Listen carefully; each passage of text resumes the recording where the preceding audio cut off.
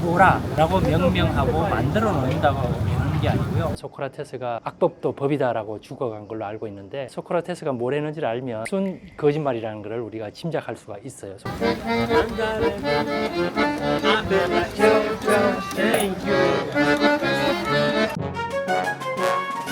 야사스 구독자 여러분, 우리는 지금 아나피오티카 동네를 탐방을 하고 너무 더워서 지금 맥주를 한잔하러 잠깐 내려왔습니다.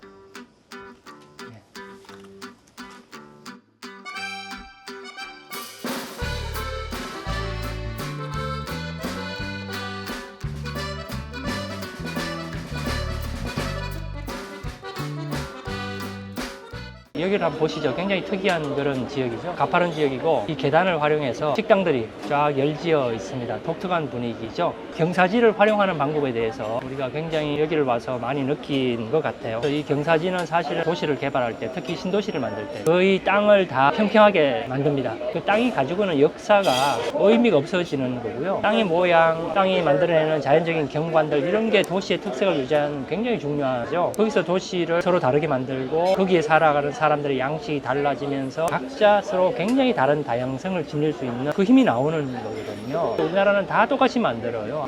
우리가 이런 경사지에 있다 보니까 이런 데 와서 음료수도 마시고 맥주도 한잔하고 굉장히 특이한 그런 동네잖아요. 이런 걸 우리가 건축적인 용어로 장소성 이렇게 이야기하는데, 이런 장소성을 유지하는 게 사실은 도시를 만들어가는 데 있어서 가장 중요한 것 중에 하나라고 할 수 있을 것 같아요. 그러면 건배 한잔 하시죠.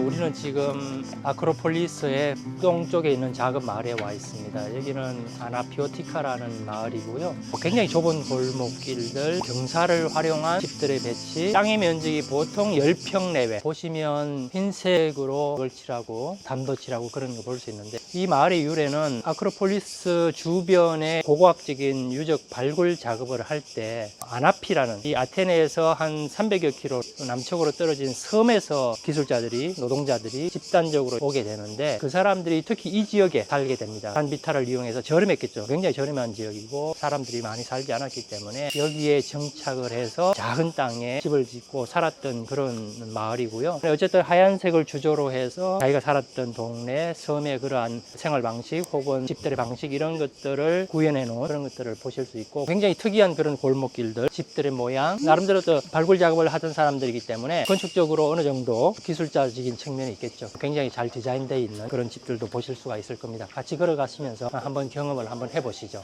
여기는 동네 어귀로 들어가는 가장 넓은 길입니다. 폭이 한 3m, 3.5m 정도 되죠.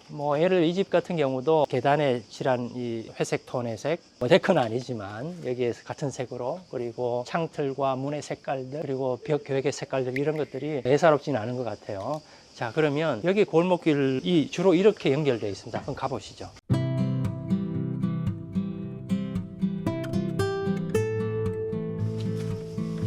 여기 또 다른 집이 있고요. 서촌에 가면 번역하는 분들, 통역하는 분들, 또 예술가들, 문인들, 이런 사람들이 많이 모여 살면서 여러 가지 스토리들이 있죠. 역사적인 그런 맥락에서 이 서촌의 경사, 이런 골목길들, 이런 것들도 여기와 비교하면 굉장히 의미가 있는 그런 지역이 되고, 또 우리가 잘 가꾸고 보존하면 굉장히 역사적으로도 또 관광적으로도 의미 있는 장소가 될 수 있을 것 같습니다.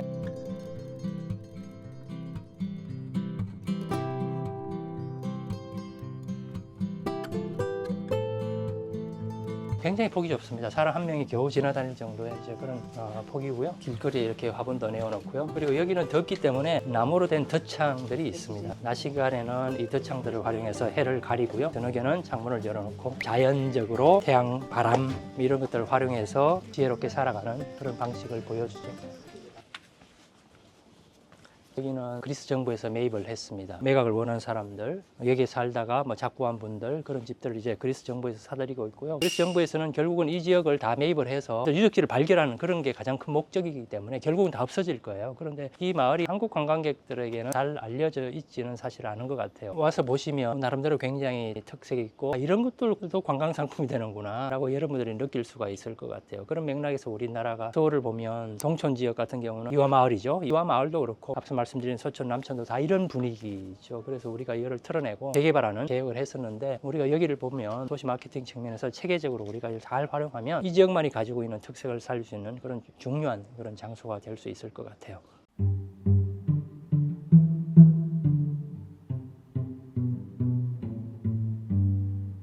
자, 드디어 이제 우리는 고대 아테네의 아고라에 와 있습니다. 사실은 이 장소가 민주주의가 잉태한 공간이라고 보시면 될 것 같고요. 한쪽의 건물들이 일부 복원되면서 남아 있습니다. 그래서 저런 건물들이 이제 사면에 쌓여져 있어서 코트야드를 이루고 있었고, 아고라라는 거는 사람들이 모여서 여러 가지 행위를 하든 장사하고 풍경 같은 연설도 하고, 우리가 주목해야 될 거는 아고라라고 명명하고 만들어 놓는다고 되는 게 아니고요. 고대 아테네에서 아고라 주변의 길의 구조를 봐야 됩니다. 아테네의 중요한 가로들이 다 아고라를 향하여 다 들어오게 되어 있습니다. 다시 말씀드리면 지금 우리가 뒤를 보시면 사람들이 사는 동네에서 지금 사람들이 내려온 이 길을 따라서 아고라로 접근을 하게 되고요. 이 길이 거의 대각선으로 사각형의 아고라를 이제 관통을 하게 됩니다. 이 길이 이제 가장 대표적인 거리이긴 하지만 아고라로 모이게 되어 있기 때문에, 아고라라는 그런 어떤 강력한 흡인 요소 때문에 사람들이 모이는 것도, 오래된 유럽의 도시를 여행하다 보면 도시의 중심에 광장이 있죠. 뭐 크든 작든 중심에는 광장이 있어요. 광장의 한쪽에는 교회가 있거나 성당이 있거나 아니면 학교가 있거나, 중세 이후에는 시청 관련 건물이 마주보고 있고 광장을 이루고 있고, 주변에는 작은 상점도 위에는 오피스가 있을 수 있죠. 그런 것들이 사실은 현대판 아고라라고 보시면 돼요. 지금 보시는 이 모습도 고대 아테네의 전 세계 최초의 광장이라고 보시면 됩니다. 아고라에서 소크라테스의 감옥이 있습니다. 소크라테스가 이런 아고라를 돌아다니면서 젊은이를 대상으로 세상에 대한 개혁의 이야기, 부조리에 대한 이야기, 젊은이들을 현혹시킨다는 그런 말도 안 되는 그런 죄를 처형 나가게 되는데, 어쨌든 이런 아고라가 어떤 단체의 주장들 이런 것들 표현하는 중요한 공간이잖아요. 그런 현장에 저희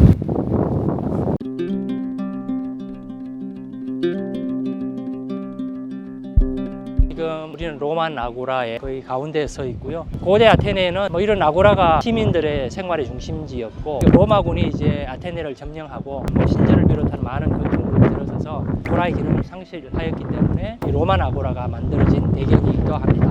지금 보시면 열주들이 이렇게 있는데, 이 뒤편으로는 가게와 작은 뭐 사무소들 빙 둘러서 있었고, 이 아고라는 크기가 111m 곱하기 약 104m 정도의 코트야드죠. 실제로는 BC 19년부터 11년까지, 그러니까 약 9년에 걸쳐 만들어진 그런 아고라고요. 사람들이 장사도 하고 사람들이 많이 모이니까 정치적인 행사, 또 뭐 종교적인 행사도 열렸던 그런 장소입니다. 지금 보면 많은 뭐 돌과 유적들, 그 당시에는 수많은 사람들이 여기서 북적북적이면서 여러 가지 활동들을 했다는 것들을 한번 상상을 해 보시죠.